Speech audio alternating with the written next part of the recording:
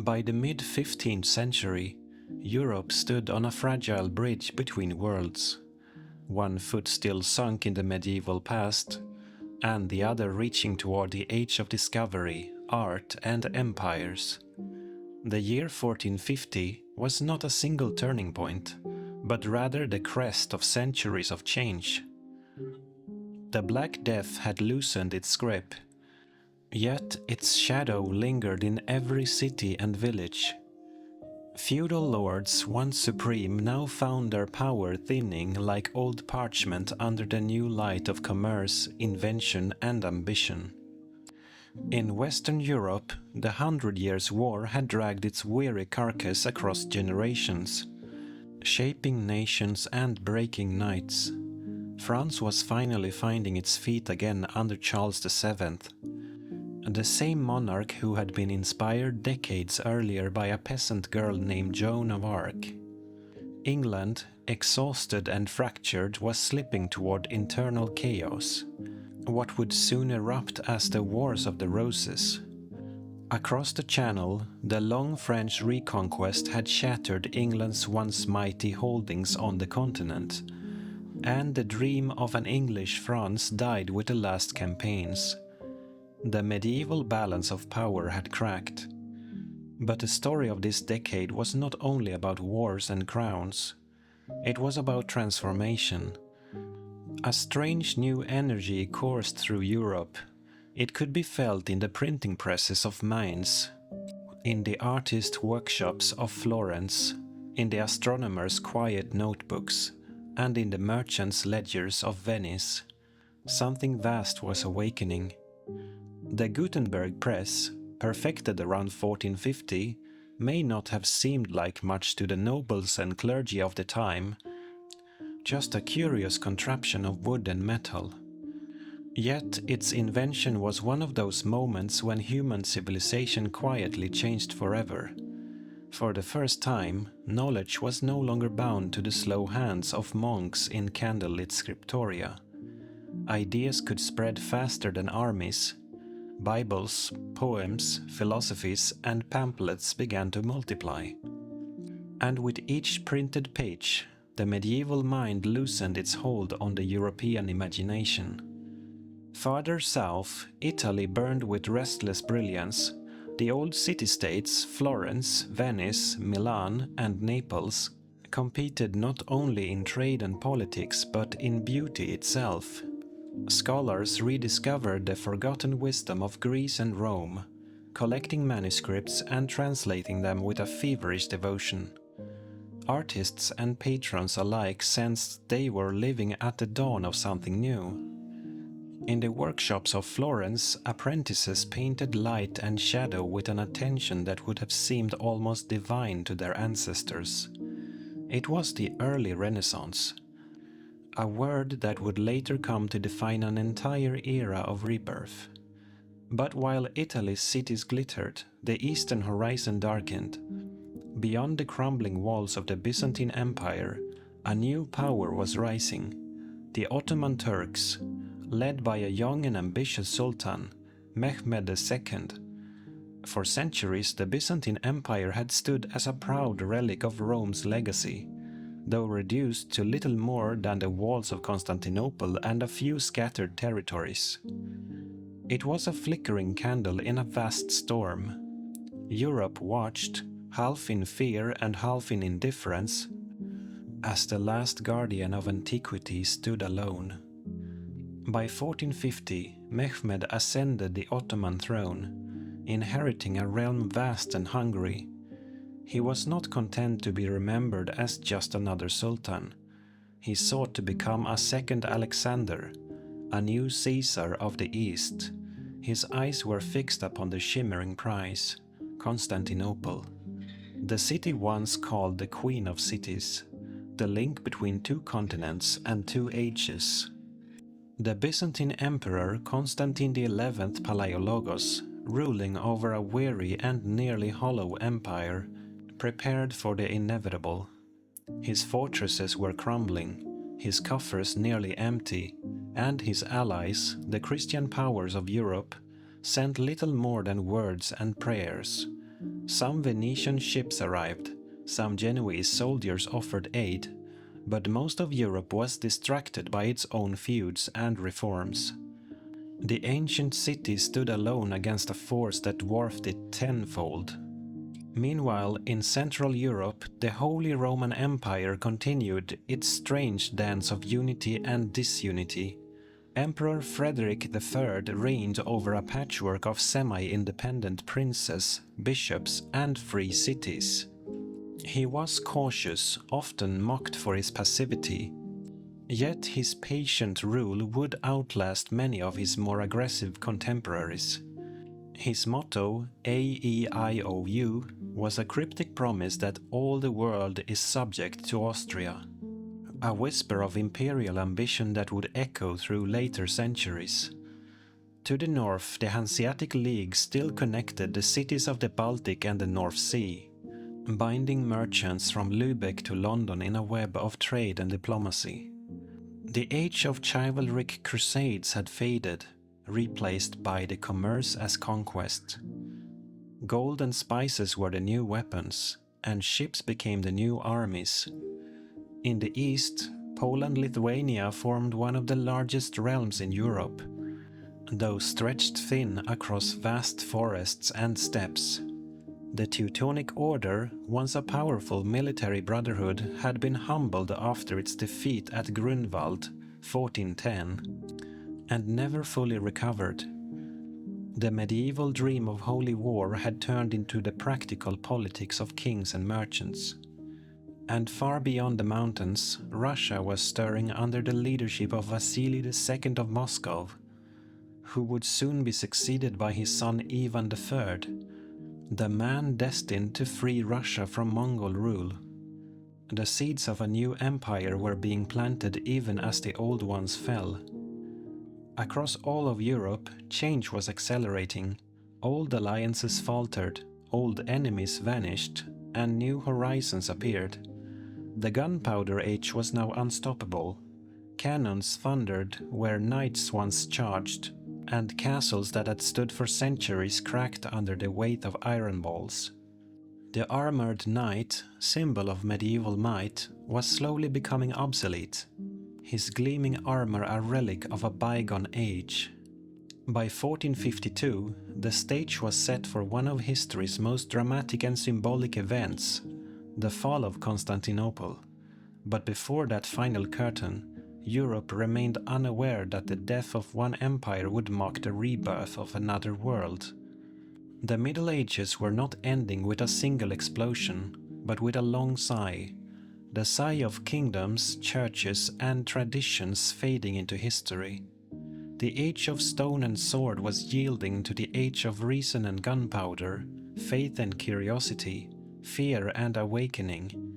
Europe was about to awaken from its long medieval dream. In the spring of 1452, the air in Constantinople was heavy with prophecy. Merchants had whispered that omens had appeared over the Bosphorus, a halo around the moon, the flight of strange birds, and faint tremors in the ground.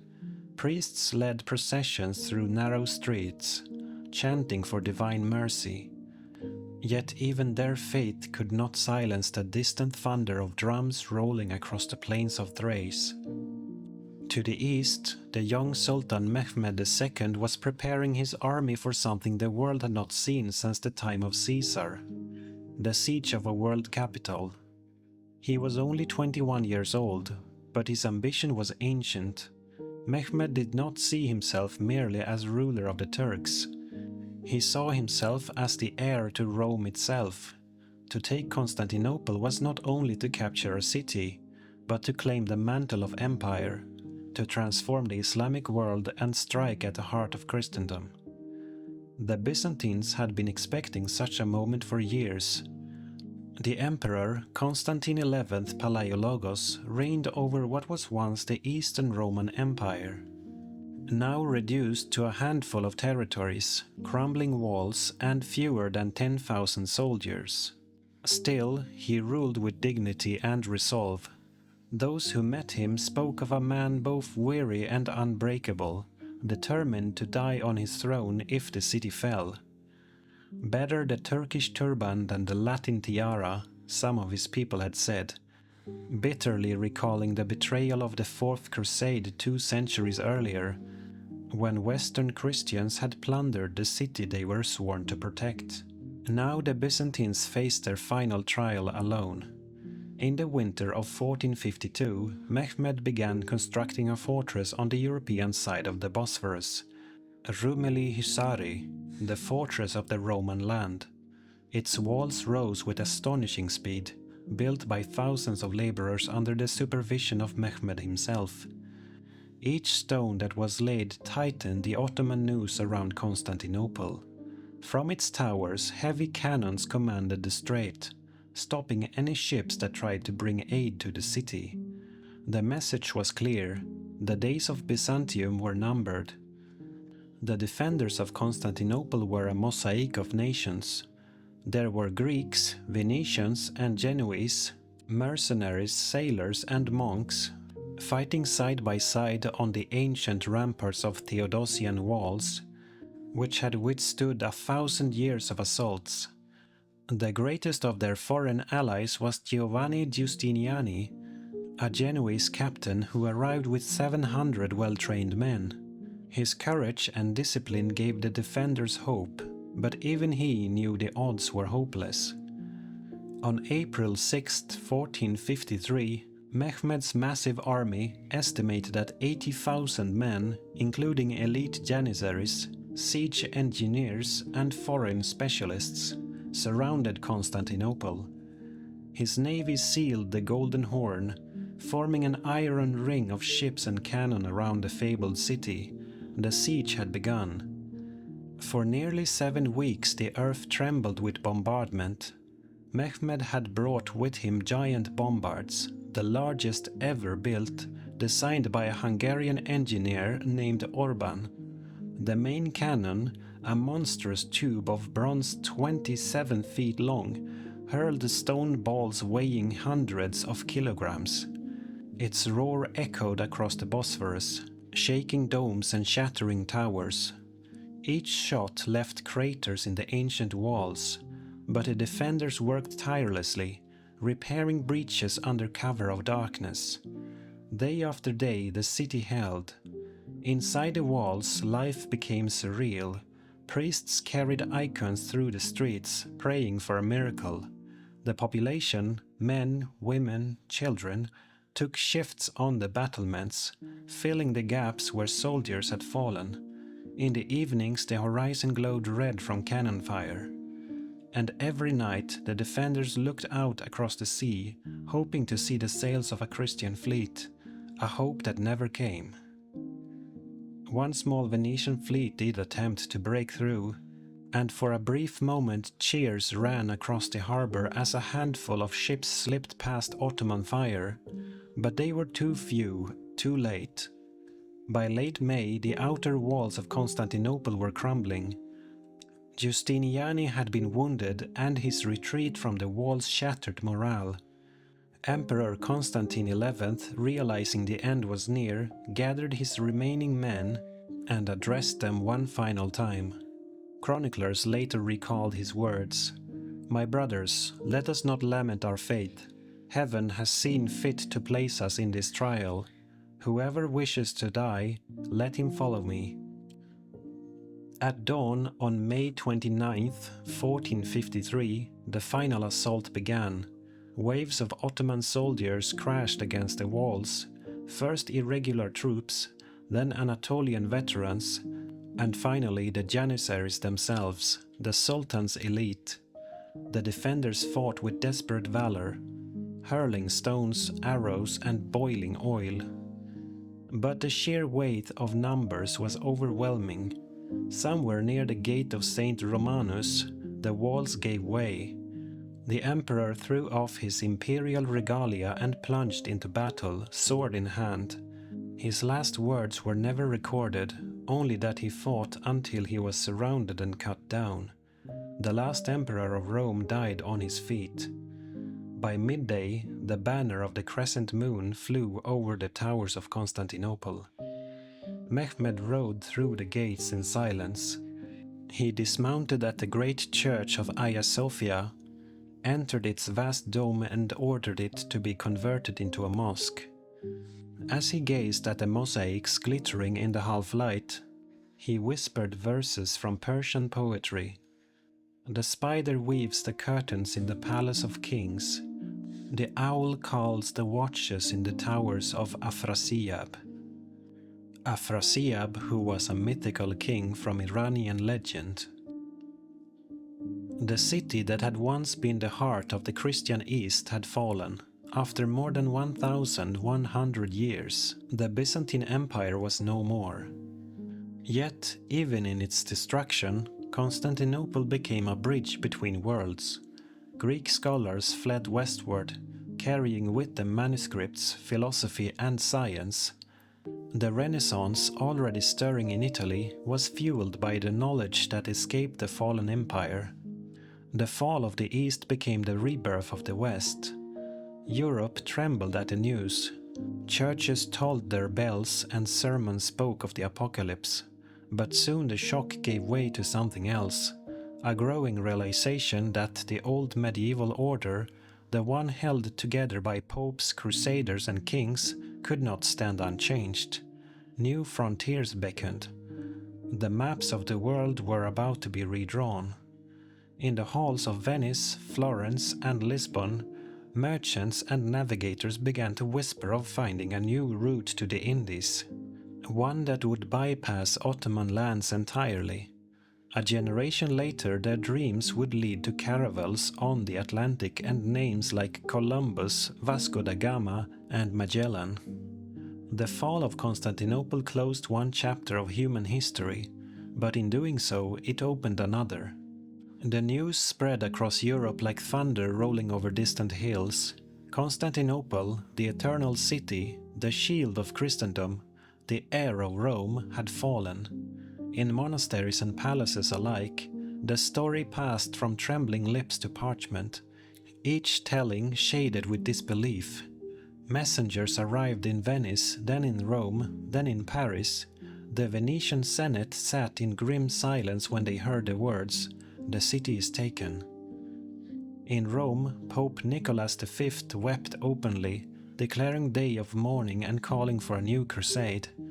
But his words carried the weary echo of a song sung too many times. Europe no longer moved at the command of popes and crosses.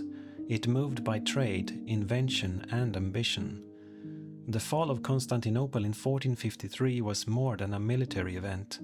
It was a psychological earthquake. It was as if the last surviving piece of the ancient world had finally vanished into dust. For nearly 1,000 years, the Byzantine Empire had stood as a golden thread tying together antiquity and Christendom. Now, that thread had been cut, and the medieval tapestry was unraveling. The Ottoman Sultan Mehmed II, now known as the Conqueror, wasted no time transforming his new capital. Constantinople became Istanbul, the jewel of a new empire that stretched from the Balkans to Anatolia. The Hagia Sophia became a mosque, its mosaics plastered over but not destroyed. Mehmed wanted not the annihilation of the city, but its resurrection under his name. He invited merchants, scholars and architects to repopulate the empty streets. Within a few years, Istanbul was alive again, no longer Byzantine but Ottoman. Europe watched in shock and fascination. In the courts of Italy, scholars debated whether Mehmed might be a new Alexander. Brutal but visionary. His letters to Western rulers, written in eloquent Greek and Latin, astonished diplomats. He spoke of uniting East and West under a single enlightened empire. Few believed him, but all respected the magnitude of his ambition. Meanwhile, the fall of the Byzantine capital sent refugees and manuscripts streaming westward. Greek scholars carrying precious texts found patronage in Italy, especially in Florence and Rome. Among them were the writings of Plato, Euclid and Ptolemy, works unseen in Western Europe for centuries. The Renaissance burst into fuller bloom. Painters studied perspective, architects rediscovered symmetry, and philosophers began to speak of the dignity of man rather than the sinfulness of man. Out of Byzantium's ashes rose a new way of seeing the world. Yet not everyone was celebrating renewal. In Eastern Europe, the Hungarian kingdom under the fierce general John Hunyadi prepared for war. The Ottomans had not stopped with Constantinople. They pressed northward into the Balkans, threatening Serbia, Wallachia and Hungary itself. In 1456, Mehmed's armies marched toward Belgrade, intending to take the fortress and open the road to Central Europe. It would become one of the last great battles of the medieval age. Hunyadi, an aging but brilliant commander, rallied his troops with the zeal of a crusader, though few in the West answered the Pope's new call to arms. At his side fought a fiery Franciscan monk, Giovanni da Capistrano, later called John of Capistrano, who inspired peasants, townsmen and soldiers with sermons that echoed across the Danube. In July 1456, the siege of Belgrade began. For weeks the city endured bombardments as fierce as those that had destroyed Constantinople. Yet the defenders refused to yield. On July the 22nd, Hunyadi launched a counterattack, personally leading his cavalry through the breach. The Ottomans, exhausted and taken by surprise, broke ranks. Mehmed himself was wounded. The Turkish army retreated, leaving behind thousands of dead. When word of the victory reached Rome, Pope Calixtus III ordered church bells to ring at noon each day, a tradition that, in many places, continues to this day. Belgrade had held. It was not the end of the Ottoman advance, but it was the last great Christian triumph fought in the spirit of the Crusades. After Hunyadi's death, soon after the battle, the dream of a united Christian defense faded again into division and politics. While the Eastern Front smoldered, Western Europe was shedding its medieval skin.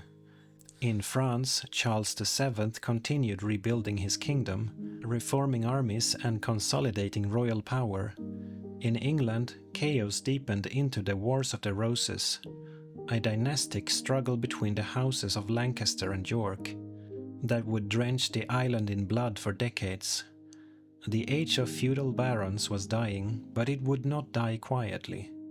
The battlefields of England were filled not with armored knights in shining mail, but with longbowmen, billmen and cannon. Gunpowder had become the true equalizer, the sound of modernity announcing itself in thunder and smoke. In the Iberian Peninsula, the kingdoms of Castile, Aragon and Portugal were laying the foundations of future empires. The final Muslim stronghold in Spain, the Emirate of Granada, still survived, but its days were numbered.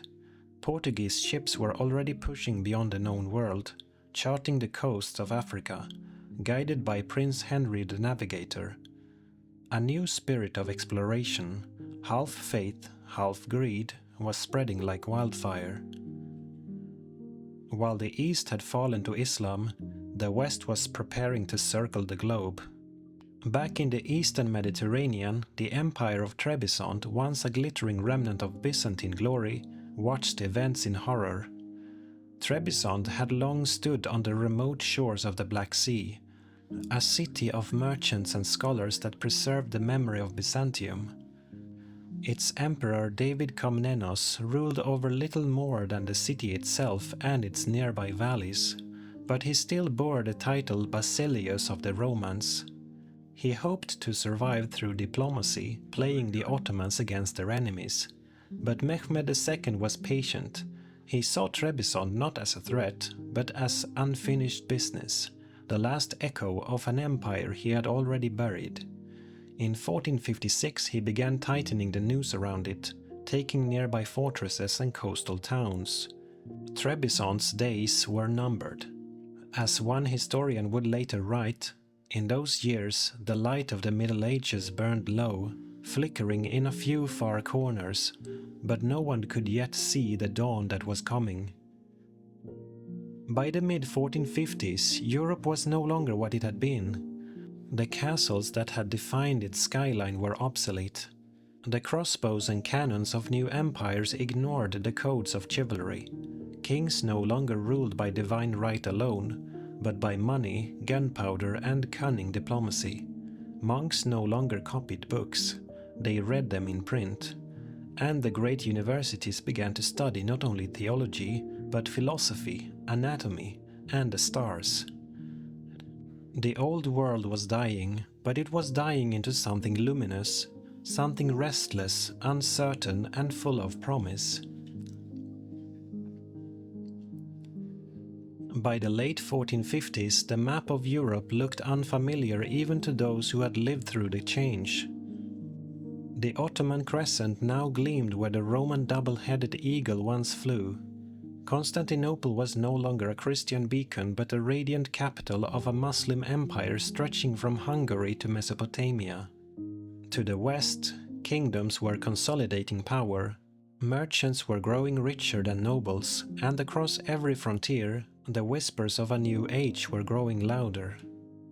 Yet in the Far East, beyond the mountains of Anatolia and the waters of the Black Sea, one fragile remnant of Byzantium still clung to life, the Empire of Trebizond. Perched between mountains and sea, Trebizond was a place of legend. Its steep streets overlooked harbors filled with the scent of salt and spice. The people spoke Greek with a song-like accent, and their merchants traded silk, furs, and silver with Persia and beyond.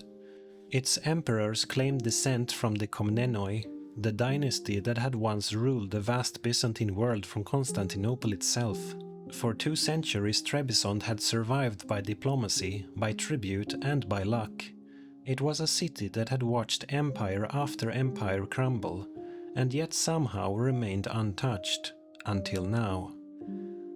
In 1457, Mehmed II turned his attention to this last ember of Rome. His empire was secure, his armies were unstoppable, and his fleets ruled the Aegean and the Black Sea. The Sultan could afford to wait, but patience was never his nature. He sent envoys to Emperor David Komnenos, demanding submission. The message was clear: surrender and live as a vassal, resist and be swept away like Constantinople. David hesitated. He had corresponded secretly with the rulers of Georgia and Persia, hoping to rally allies, perhaps even secure help from the Christian West. But no help came. Venice and Genoa were exhausted, embroiled in trade rivalries and wars of their own. The kings of Europe sent only condolences, not soldiers. In the summer of 1460, Ottoman ships appeared off the coast of Trebizond. Their sails blotted out the horizon. Mehmed's armies followed soon after, moving along the coastal roads with grim precision. The siege began that August. Within weeks, the city's defenses crumbled under bombardment. Realizing the hopelessness of resistance, David Komnenos surrendered on the condition that his family and people would be spared.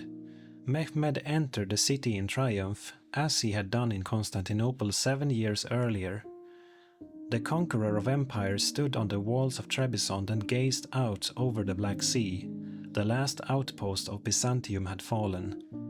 With that, the Roman Empire, born more than 2,000 years before, finally ceased to exist. From the Tiber to the Bosphorus to the Pontus, its light had flickered, dimmed, and gone out.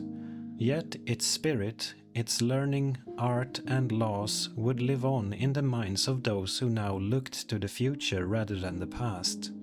For the world that replaced it was no longer medieval. The rhythm of history had changed. Across Europe, new rulers were forging the states that would dominate the coming centuries. In France, the monarchy was rising from the ashes of war, centralizing power and creating the first standing armies. In England, rival dynasties bled each other dry. But out of that turmoil would emerge a new royal line, the Tudors, who would lead the nation into a global era. In Spain, the marriage of Isabella of Castile and Ferdinand of Aragon was drawing near, a union that would unite their kingdoms. end the Reconquista, and fund voyages beyond the edge of the known world. And in Portugal, sailors whispered of the African coast, where the ocean curved toward the mysteries of India. Meanwhile, in the heart of Europe, the Habsburgs were quietly weaving their web of dynastic alliances. Frederick III's motto AEIOU no longer sounded so cryptic: all the world is subject to Austria. Through patience and marriage, rather than conquest, the foundations of a future empire were being laid.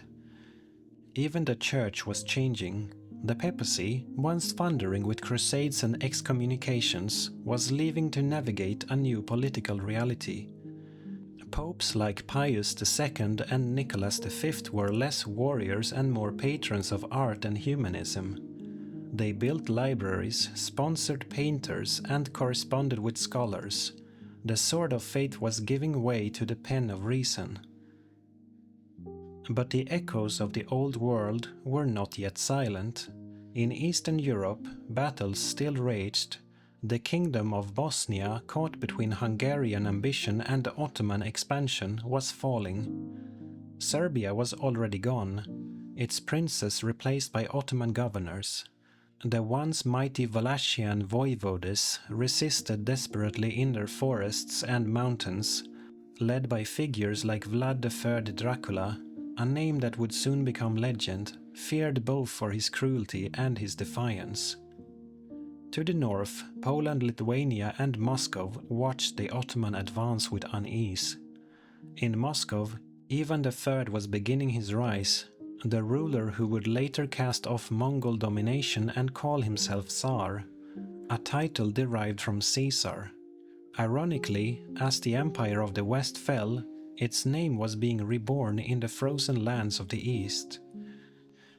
Meanwhile, artists in Florence painted saints and angels with human faces and light that seemed divine. In Mainz, printers turned ink and lead into the greatest revolution in communication since the invention of writing. In Venice, ships unloaded books instead of relics. Knowledge itself was becoming a trade good. The Middle Ages were not ending in catastrophe, but in transformation, like ice melting into water, the same substance in a new form. The fall of Trebizond in 1461 was, in truth, a symbolic final chord, a soft and distant echo marking the end of a 1,000-year symphony. The melody of Rome, Byzantium, feudalism, and crusades faded, replaced by the rhythms of exploration, art, and invention. A new dawn was beginning to tint the sky: the Renaissance, the Age of Discovery, the Age of Empires. And though the banners of the Middle Ages were lowered, their threads would be woven into every flag, every cathedral, and every book that followed. The story of medieval Europe did not truly end in 1461. It simply changed costume. From the chainmail of knights to the robes of scholars, from the chants of monks to the music of human voices speaking in the languages of science, poetry, and reason. The world had grown wider and humanity was ready to explore it. The year 1461 marked the quiet turning of an age. Few alive then would have spoken of a renaissance, or an end of the Middle Ages. The people of that time still prayed to the same saints, farmed the same fields, and fought under the same banners. But beneath the familiar surface, the world had changed, profoundly, irreversibly, and forever. When Trebizond fell that year, there were no crusades, no messengers galloping west to cry for help. The last Byzantine emperor surrendered without ceremony, and the news barely stirred the courts of Europe. Constantinople had been the empire's heart. Trebizond was its shadow, vanishing quietly into history. Yet, in that silence, something new was being born. Across the continent, a strange duality had taken hold. The same years that saw the end of Byzantium also witnessed the rise of a Europe bursting with creativity and ambition. It was as if, at the moment the old Roman flame was extinguished, 1,000 smaller fires were lit across the West, in the minds of poets, painters, and explorers. In Florence, Filippo Brunelleschi's dome had already transformed architecture, soaring like a stone miracle above the sky. Leon Battista Alberti wrote of proportion and beauty, arguing that mathematics and art were one. Donatello's bronze David, cast decades earlier, now stood as a symbol of human triumph rather than divine intervention. In Mainz, a man named Johannes Gutenberg had built a printing press that could reproduce words faster than any monk's pen. Few yet realized what it meant, that ideas would no longer belong to few but to the many. Even in war, the world was shifting. Gunpowder and cannon had ended the age of knights. No fortress, no wall, no title of nobility could stand against the roar of artillery. The fall of Constantinople had proved it. The fall of Trebizond confirmed it. And soon kings and generals would reshape their armies not around chivalry, but around strategy, discipline, and wealth. Feudalism, the glue that had bound Europe together for centuries, was dissolving. In France, the monarchy grew stronger under Charles VII, and later under Louis XI, who would weave the web of centralized government that defined the modern state. In England, after years of chaos, the Wars of the Roses were nearing their end, setting the stage for the Tudors, who would soon project English power beyond the seas. In Spain, the marriage of Ferdinand and Isabella was imminent, uniting Castile and Aragon into one of the most formidable crowns in Europe. And though no one knew it yet, in just 30 years their sponsorship of a Genoese sailor named Christopher Columbus would transform the world. From the ashes of the medieval, modernity was rising, not in a single city or under one ruler, but everywhere at once. But even as the Renaissance dawned, echoes of the past lingered. In monasteries, monks still debated the nature of angels. In the countryside, peasants still lived and died by the rhythm of the harvest. Superstition and science walked hand in hand.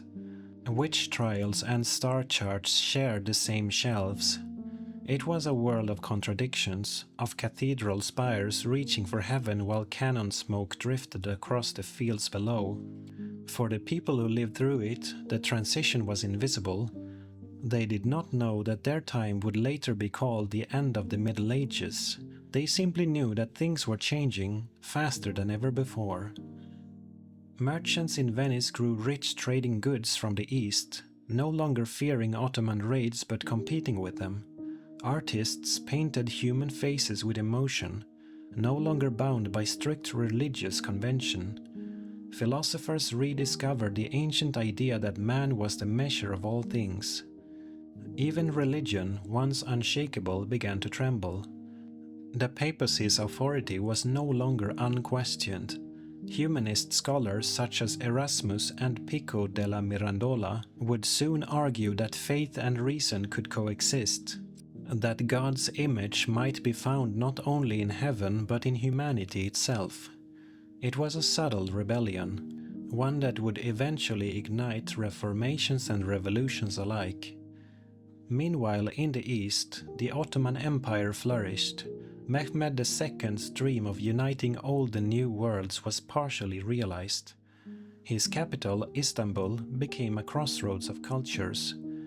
Byzantine engineers building mosques beside Persian calligraphers and Arab astronomers. The city's skyline, once marked by the domes of Hagia Sophia and the columns of Constantine, now glittered with minarets and crescents. It was the medieval world's epitaph, and its continuation. By 1461, Europe stood on the edge of something vast. Ships were being built that could cross oceans. Books were being printed that could cross centuries. Ideas were forming that could reshape nations.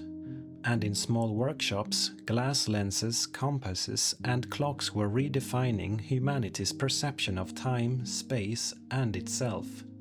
The Middle Ages had not ended with a bang or a battle, but with a transformation of the human mind. The knights had laid down their swords, the monks had lifted their pens. The world was no longer ruled by kings alone, but by curiosity. The age of faith had given birth to the age of reason.